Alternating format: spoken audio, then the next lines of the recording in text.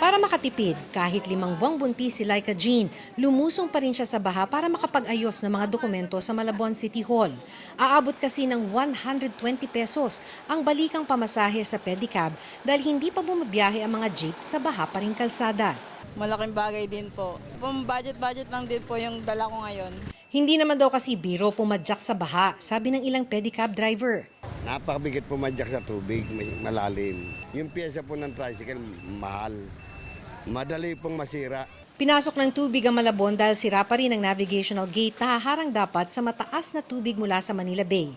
Mabagal naman ang paghupa nito dahil maaring hindi kinakaya ng mga pumping station, ayon sa Malabon CDRRMO.